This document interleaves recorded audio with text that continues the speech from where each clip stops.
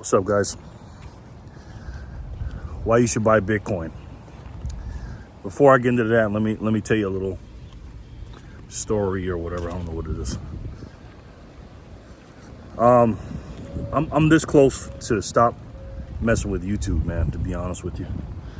For the last 3 days, I've been trying to download or upload, 3 different videos that I've had made, and they were good ones. One particular video, I tried it for 2 days straight and it just wouldn't upload. And I know why too. And I said, well, let me try a tester. And then I did 2 more videos, similar but to a lesser extent. You know, cut some stuff out, then cut some more stuff out. No go.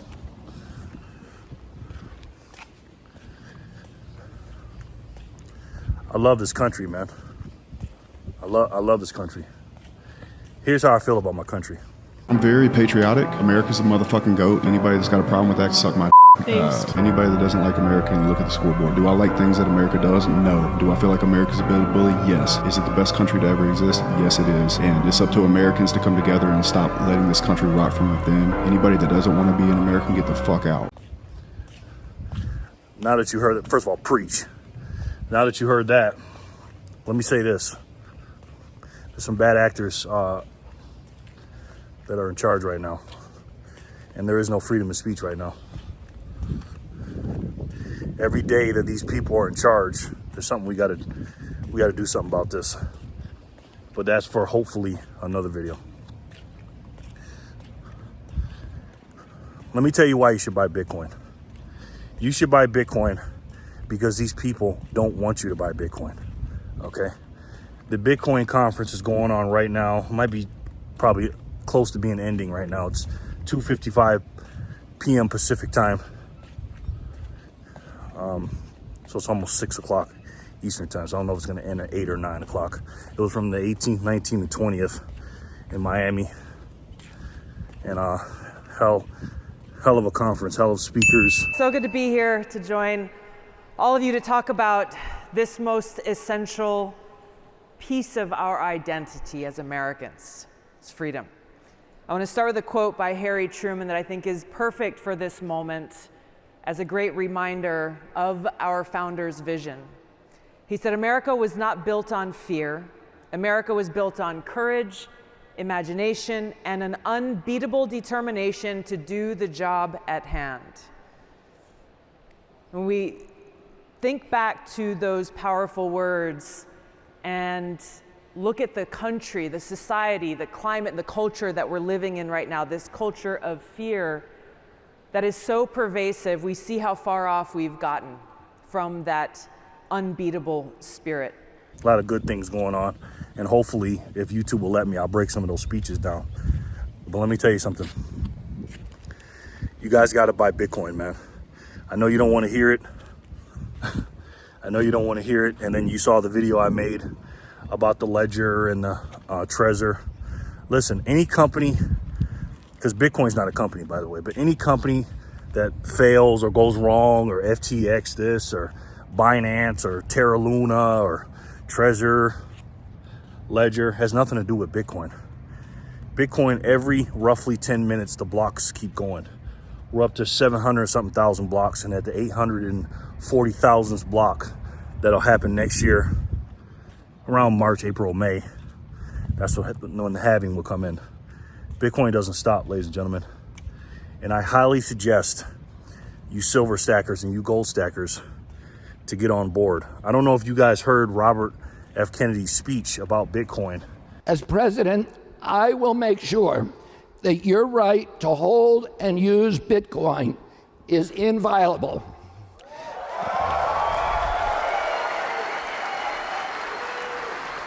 First, I will defend the right of self-custody of Bitcoin and other digital assets. You should be able to own your own private keys the same as you own the keys to your car or own your wallet. Your wallet, whether it's in your pocket or in your computer, is your own. I don't think the government has the right to demand access to your Bitcoin key or indeed any of your passwords. To say otherwise is to cede essential territory to the surveillance state. I will make sure that the United States remains the global hub of Bitcoin and other cryptocurrencies. And other cryptocurrencies. And I agree, you should have other cryptocurrencies if you want to. Because us Bitcoin maxis, we don't believe in them. But we believe in your right to have them. And these overlords don't want you to have anything, period. You should have whatever you want within the legal realm. But anyways, ladies and gentlemen, this Bitcoin conference, I was already awake and I already had my eyes open, but I'm going to tell you right now, I'm even more convinced. It ain't even about a choice anymore. You have to buy Bitcoin, man. These CBDCs, because it's almost June and next month's July, and that's when the Fed Now is coming out, and that's just the starters. Now, they don't have it all set up yet and done because our government ain't the smartest government. I'm talking about the CBDCs. You best believe they're coming, and you're not going to beat it with silver or gold, okay? Silver and gold are inflation hedges, mostly gold, are inflation hedges and a store of value, okay? You cannot use them on a large scale, on an everyday basis over the internet as a medium of exchange. You know it, and I know it, okay? I'm not talking about cryptocurrencies and all that other crap. I'm talking about Bitcoin. You guys have to buy Bitcoin. If you do not want to transact in the CBDCs and be a slave to this system, okay? If you don't care about that, and you think silver is really gonna save you, and you're gonna be able to transact in your CBDCs, and them to surveil you and watch every move you make, and you want to do that, be my guest.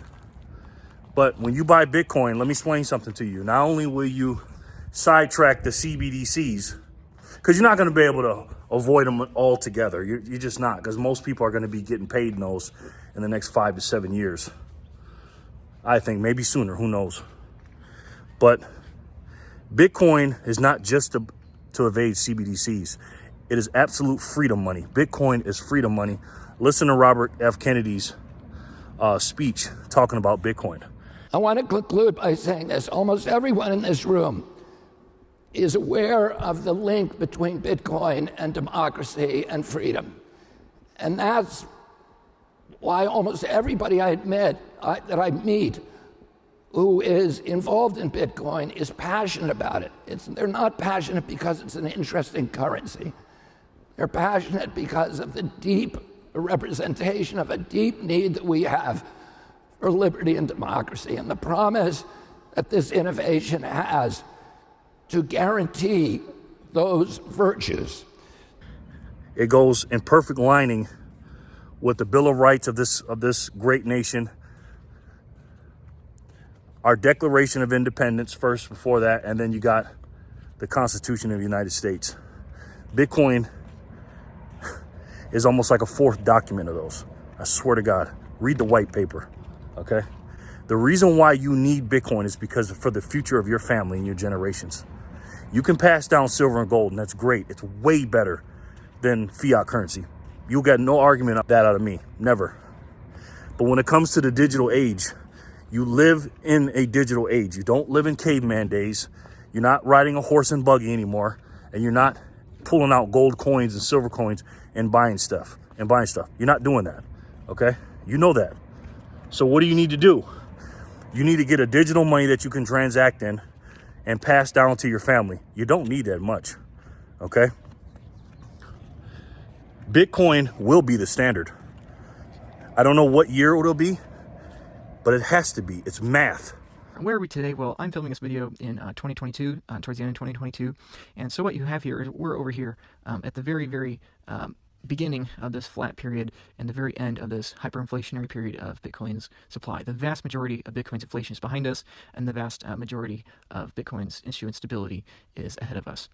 So anyway, I won't read all this for you. You can read that for yourself. And so one way to visualize this, these little blue lines, these epochs, is to look at a Bitcoin issuance graphic here. And I really think this is one to set in the true exponential nature of issuance having every 4 years. Exponential trends and factors are very difficult for humans to be able to comprehend because we have linear thinking. I've referred this to a previous video, and I will continue to refer to it because it's one of the most important things when it comes to Bitcoin, to understand that this is an exponential piece of technology, and human brains have a very hard time wrapping their head around it. So I encourage you to watch the whole thing to be able to appreciate the true scarcity of what's going on here. So, and I'll pause it here to explain.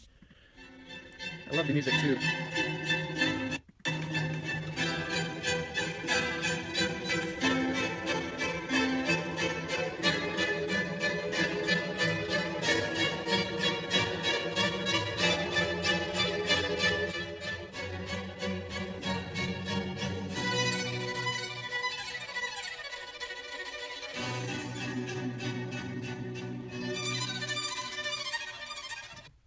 This is today. I just stopped where we are today in the year 2022 and the fourth epoch, and already over 90% of all the Bitcoins have been mined. Okay, and in this time period, the price of Bitcoin has gone from roughly 6 cents all the way up to an all-time high of roughly $70,000. Yes, it's crashed recently, but keep in mind we're only in the fourth epoch. Now let's watch the rest of this to appreciate the true scale and absurd magnitude of absolute scarcity.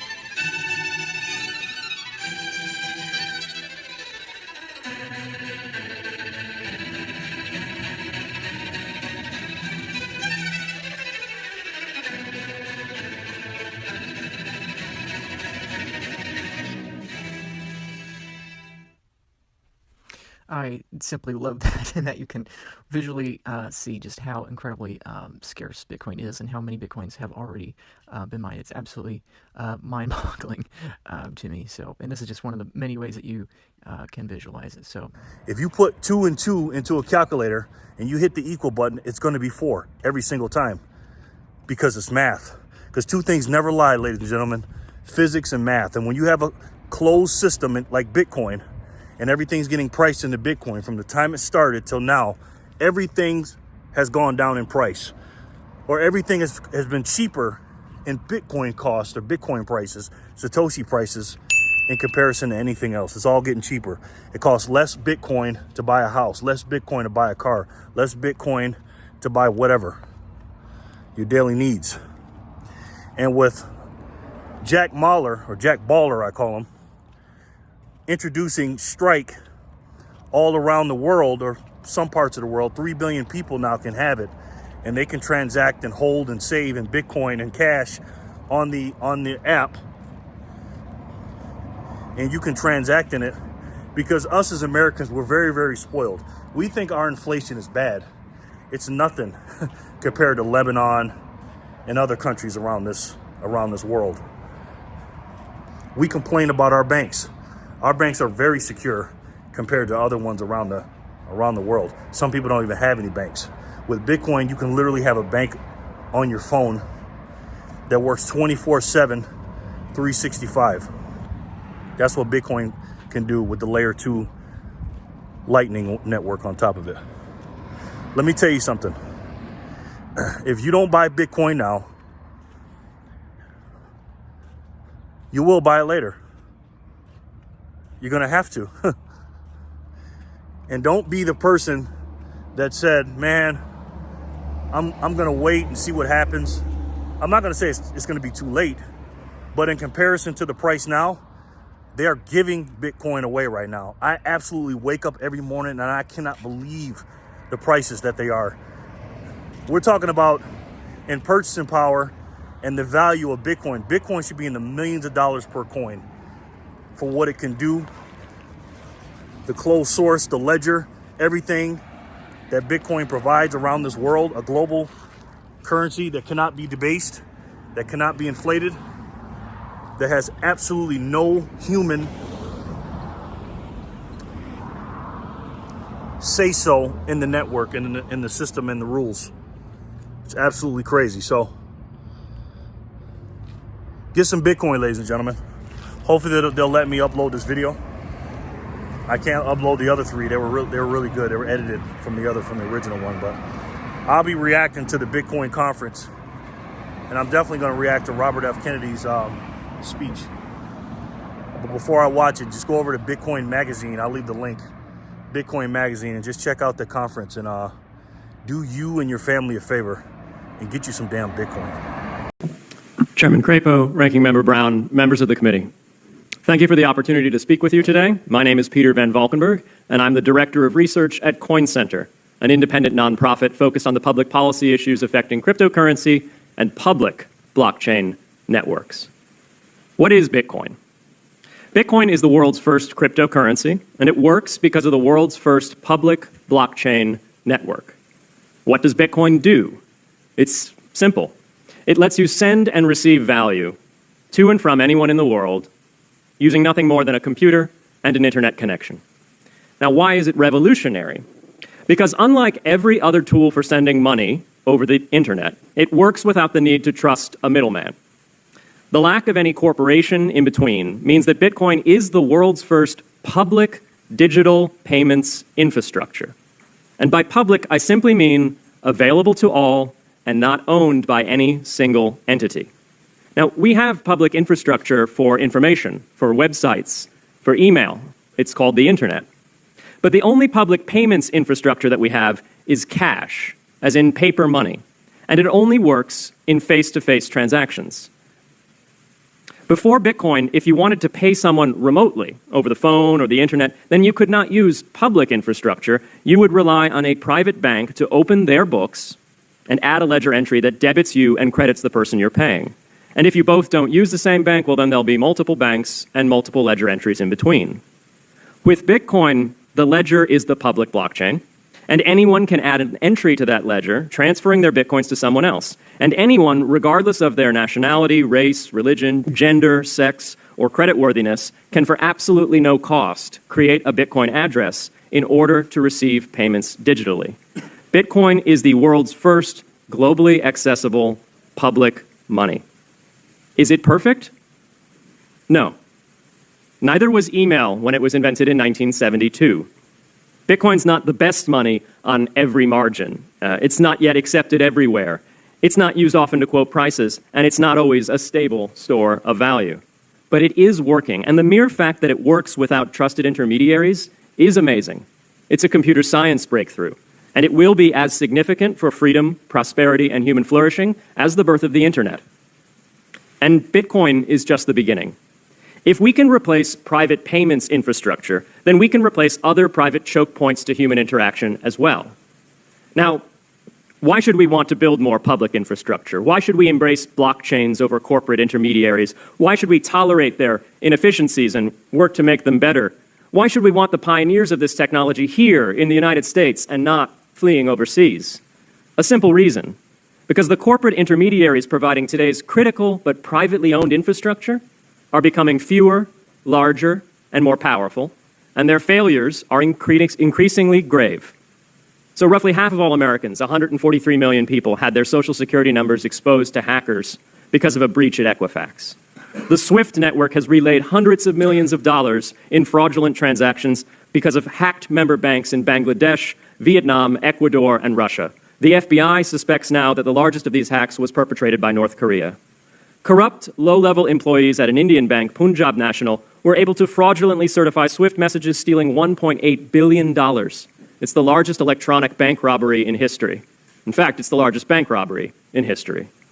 In October 2016, an estimated 1.2 million internet-connected devices were hacked and turned into a botnet that for several hours made prominent websites unavailable across Europe and North America, including CNN and Fox News, the New York Times, and the Wall Street Journal. Increasingly, physical machines are being connected to the internet to augment their capabilities. They're wired through servers that are owned and maintained by private and trusted intermediaries, the so-called Internet of Things. Pacemakers from St. Jude's Hospital have been hacked. Baby monitors from TrendNet have been hacked. And Jeeps from Jeep have been hacked to the point where they can be remotely commandeered and driven off the road. Now, those vulnerabilities are inescapable in systems that have single points of failure. It doesn't matter if the point of failure is a corporation or if it's a government. There shouldn't be a single point of failure. Similar choke points existed before the internet. If you wanted to deliver a message, you'd have to go through one of 3 television broadcasters or a handful of newspapers. Private corporations are essential, but no critical infrastructure should rely on 1 or 2. The internet removed single points of failure in communications infrastructure and ushered in a wave of competition among new media corporations building on top of its public rails. Blockchains can similarly disintermediate critical payments and IoT infrastructure. The technology is not yet ready to answer all of those questions today, but it is our best hope. And as with the internet in the 1990s, we need a light-touch, pro-innovation policy to ensure that these innovations flourish in America for the benefit and security of all Americans.